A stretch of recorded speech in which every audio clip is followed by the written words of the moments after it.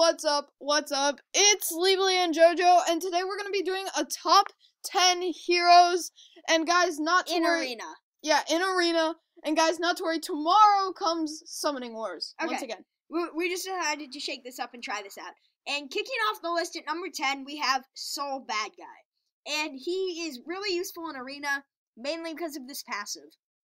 So he becomes immune to all damage for 3 times, which is 3 hits of Void Shield.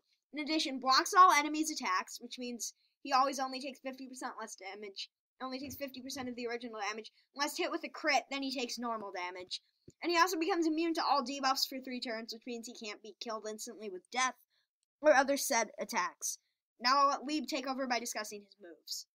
Alright, so his moves basically, so Ground Viper with an 80-second cooldown inflicts 50% physical damage on all enemies 2 times and removes their buffs. Which kills zombies instantly, pretty much. It's a great yeah, counter that is to very Teo good. So if you, stuff. so basically, if you have a Teo or a Chris on your team, you better watch out for this. And bad plus, it guy. takes 2 hits off of Void Shield because it hits twice. Yeah. And it has some good damage. Yeah. It's very powerful. And then Tyrant Raver Beta. I don't know how you say that. Okay. So, it's 55 physical damage on 3 enemies 3 times, which takes 3 hits off of Void Shield, which is great if you're facing, like, a Gipperong, a Black Rose, something like that. And then it will, additionally, critical hit will always be applied and burns with 500% damage. And considering this is top number 10, you get the idea of what the tier of these heroes on this list will be. We will be back with number 9. Yeah, and guys, remember this list is solely based off of opinion. Oh, that was unintended. Okay. So yeah, and we might change this list, but coming in at our number 9 spot, we have Deathlord Delons. With the second highest base speed in the game, that's just a little fact to point out. And I'll talk about his passive. So he's got a long passive. Becomes immune to all damage for 4 times, which is 4 hits of Void Shield. In addition, it also applies to ignore armor and piercing attacks, so his Void Shield can't be pierced, and ignore defense doesn't matter. And then, in addition, he increases the damage of all allies by 50%, no matter whether it's physical or magic. Sorry, some technical difficulties. We're back. So, what the 50% whole damage increase for your team means is your team does 50% damage no matter what your type is. And then it also decreases the skill cooldowns, decreases his skill cooldowns, easy for me to say, by 7 seconds for each of his normal attacks. Paired with his high speed, this is a really great passive effect.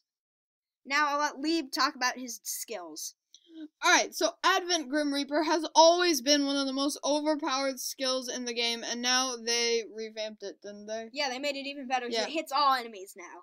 So it inflicts 100% physical damage on all enemies, and it will silence them, guys. And if you don't know what silence does, it means you can't use your skills, which is really kind of annoying, because skills are the main part of battle. Yeah, but they can still attack you. So that's called a soft CC instead of a hard CC, where you can't attack, period. And I also just wanted to mention, along with Delon's amazing skills, he also has 31 speed. I just mentioned that. Second highest speed. Okay, guys. I'm dumb. And okay. now, we'll move on to his other skill, which is 100%... Oops, wrong, I didn't click. Inflicts 110 physical damage on one enemy 3 times, which in total is 330. And additionally, piercing will take effect and ignores the enemy's defense. What's great about this skill is it takes 5 hits off of Void Shield, and it ignores defense, which means you can kill a Lubu in like 1 hit.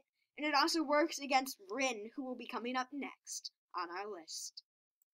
Alright, guys. It's Rin from the trash bin. No, this hero is far from trash, which is why she comes in at number 8 on our list. She is the only hero that's faster than Delons besides Beat 'em, and no one uses Beat 'em anymore. And she's got 32 base speed, and here's where she becomes overpowered. She becomes immune to all damage 12 times, which is 12 hits of Void Shield, except it isn't actually Void Shield because it decreases per hit. So Delon's Deadly Strike hits 15 times, but on a normal Void Shield, it only counts 5 strikes, but this time it actually does 15 strikes. So it isn't quite as overpowered as it looks. But also, she blinds the enemy for 2 turns at a very high chance with each basic attack, which means blind makes everything have a 50% less accuracy. So if you can blind, like an ace, first turn, that's really helpful. And then she also increases magic attack for all allies by 50%, which pairs great with Wukong. Now I'll let Lieb talk about her skills. Okay, guys, so Draconic Wrath. Draconic Wrath. So it basically inflicts 100% on all enemies, and for one or more target, deals an additional 20% of damage, which is really helpful, of the target's HP.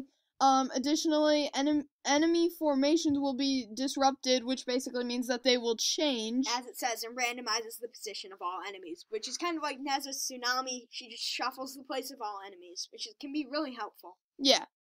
So, her next skill, Draconic Descent. It inflicts 70% magic damage on 4 enemies twice, which in total is 140 on 2 enemies.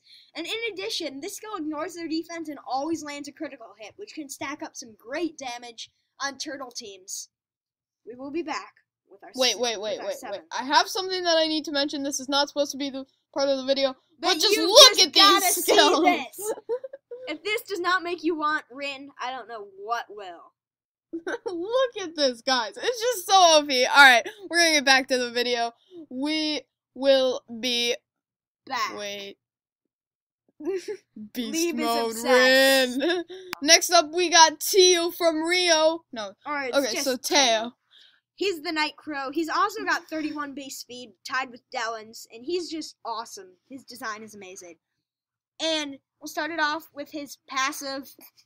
And he becomes immune to all damage for 3 times, so that's 3 hits of Void Shield. And additionally, he revives once for 3 turns, and he always applies critical hit and ignores the enemy's defense for normal attacks, which is just such an overpowered zombie out of all the zombie monsters in the game. We think his is just amazing, and we had to choose between him and Gipperong for a zombie spot on the list, and we just figured because of that, he'd be better. And of course, it does say that Teo defeated Gipperong. In Gipperong's description. Yeah. So now we will go on to his first skill. So, inflicts 70% physical damage on all enemies 2 times additional. Which is a 140% damage AoE in total. Yep. Additionally, reduces enemies' buff duration by 2 turns, which would kill zombies like himself. If he's facing another form of himself. Yep, so that skill is called Corvus Eclipse Slash. And now we'll move on to his other skill, Talon Strike. It isn't much, it's just... Well, it's pretty good, though. It's pretty good. It's just a pretty straightforward skill. 100% physical damage on all enemies. Piercing will take effect. But now we've just kind of got to show you Corvus Eclipse Slash. It has to happen again, guys. Sorry, this move just looks beautiful. Just if watch. Slashing the moon in half wasn't enough. Boom, guys. Boom. He slashes it in half like 8 times. Alright, guys. That's 8ths, by the way. Okay, we'll be back. Thanks. Alright, guys, next up on this list, we have our ultimate guardian, Ruddy, Woo. Alright, so, increases the defense of all enemies by 60%. Additionally, block will be applied for all damage received. So, basically, he can his teammates will basically block all attacks, which is amazing. So that is his passive, and that's 60% of damage reduced, guys, which is super awesome. Alright, so next up, reduces all damage received by 80%, and becomes immune to debuff for 2 turns. So basically, I don't know, I'm not actually truly certain if that 60% and 80% stack. I don't think that they do. But basically, he will only be taking 20% of damage.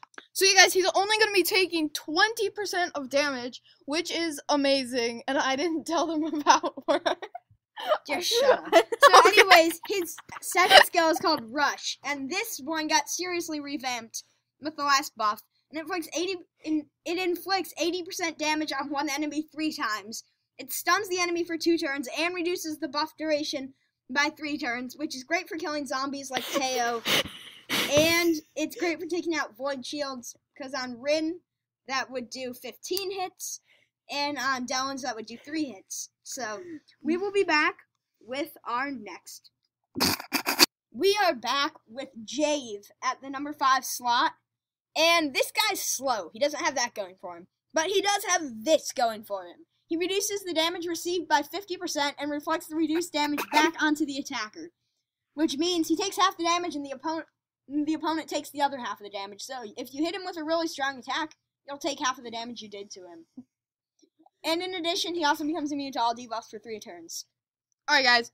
So, basically then we got Dragon Fury up in this house. It's one of the most overpowered skills in the the game. game. Inflicts 120% physical damage on all enemies. Additionally, ignores the enemy's defense, and piercing will take effect and burns the enemies by 200%. This basically means You're that dead. that like 300% on you. So You're basically just GG, guys. And then his other skill, Jeeperong. if you needed it, Furious Strike does 60% physical damage on all enemies twice. In addition, damage increases by 20% for each fallen enemy. So it just does more and more damage the more enemies you kill. That is why Jave comes in at the number 5 spot. We will be back with our number 4 spot. Alright, guys, we're here with Lubu, and I think that you guys all knew that he was going to be on this list, but some of you guys might have assumed that he was going to be at number 1. But no, explain to them why, Jojo. So his passive is just awesome, but it isn't good enough. So, no, it's good enough. It just isn't good enough in the number 1 spot. So he increases his lethal attack by 50%, which doesn't really help Lubu that much. So he isn't built to be an attacker, so I don't know why they gave that effect. Well, I mean, he sort of is, and we will explain that in a minute. And then he also becomes immune to all damage received by 6 times, which is 6 hits of Void Shield. He just stormed the Void Shield meta when he first came out, and he was easily the best character in the game, but that was back then. This is now. And this is his first skill, and I'll let Lieb explain it. So, attacks all enemies with 150% physical attack. Additionally, ignores the target defense and decreases their buff duration by 3 turns. So basically what this is going to do is it will kill zombies, and it's 150% with ignoring their defense, which is pretty amazing. So it's like a Ruddy killer. Yeah, and then he's got attacks 4 enemies with 150% physical attack, piercing guaranteed. So he's just got 2 great 4-target damage skills, one that pierces, one that ignores defense and removes buff duration. Yeah, which this piercing guaranteed thing is great, guys. Because of the fact that sometimes your piercing might miss, but not with Lubu. It's absolutely guaranteed. We will be back with our number 3 spot. Alright, guys, we are back with number 3, and I think that you guys all knew that this one was coming. And this is Aileen, Fodina's Empress. So, she's always been one of the top tier arena heroes. And just this meta, she's becoming even better. And her passive, not special ability, she increases the physical attack of all allies by 60%, because not many people use magic attackers besides Wukong and Rin, but it's easy to build a physical attack team, and that's where she shines. In addition, she revives once with full HP, which kind of fixes the fact that she has really low HP, so she dies once, she revives again with full. And then we'll move on to her first skill. Alright, so inflicts 70% physical damage on all enemies 2 times, which is 140% physical damage, and it will electrify them for 2 turns at a certain rate. And so the damage of this skill is tied with Ace and Teo for the highest damage AoE in the game. So yeah, it's a really super nice skill. And plus the Electrify prevents your opponents from attacking, so another great ability added on. So yeah, yeah. And if that was not good enough, she has this move. Thunderlord's Fury. Inflicts 120% physical damage on one enemy twice, which is 140%. Additionally, piercing and critical hit are guaranteed to happen, and electrifies the enemies guaranteed as well, unless they're immune to debuffs. So she's great for CCing and in doing increased damage to your whole team and herself. She can end up hitting really hard, and she can boost your whole team's stats as well. We will be back with our number 2 pick. Alright, guys, you knew that this had to be on the list. At our number 2 slot, we got the monkey himself. And this passive is the main reason he's here. He increases damage by 50%, so that's his damage, and decreases the physical damage decreases physical damage by 50% for 3 turns. He additionally revives once with 100% HP and summons up to 4 avatars for 3 turns. So what the avatars are is 1 for each fallen ally at the point when he revives. So if he's the last one alive and he dies, your whole team revives except his avatars. And the avatars look like Wukong, except they've got 80% of his stats. That's just too overpowered. Alright, so guys, we will be back. No, we haven't even talked about his skills. Yeah, my bad. Hopefully Lieb will have enough sense to explain his I was skill. just like, okay, well, that should be, like, all that he has, because that's just OP by itself. But then you've got Split Image Strike. So yeah, inflicts 60% magic damage on 3 enemies 3 times. And ignores defense. Yeah, so, guys, GG. Sorry, Rudy. You found yet another. But this is his best skill, besides his passive. Inflicts 250% magic damage on 2 enemies. Piercing will take effect and stuns the enemy at a certain rate for 2 turns. I believe that it's always stunned, because I've never had it hit someone who isn't immune to debuffs and not had it stun. So, I think this guy's guaranteed stun with that move.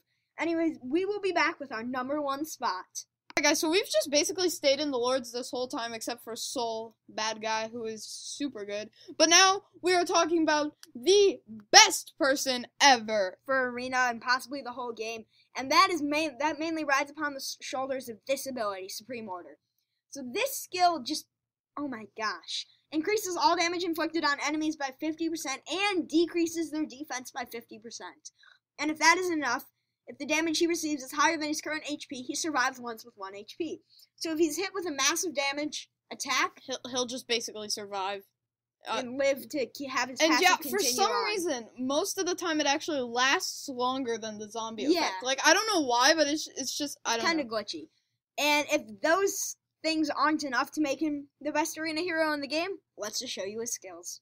Alright guys, so I actually want to read this skill because I love it, and so we're gonna have to show you the animation for it. So yeah guys, inflicts 300% physical damage on 1 enemy, additionally will pierce and increases the damage received by 80% for 2 turns. That means whoever's hit with this is basically sentenced to death by the amount of damage. Usually for me with my ace, it does around 8,000 Yeah, damage. same with me. So these are level 30 aces. It's basically like a one-shot, guys. And if it doesn't one-shot, the enemy will pretty much die to normal attacks due to the 80% damage received increase. Yeah.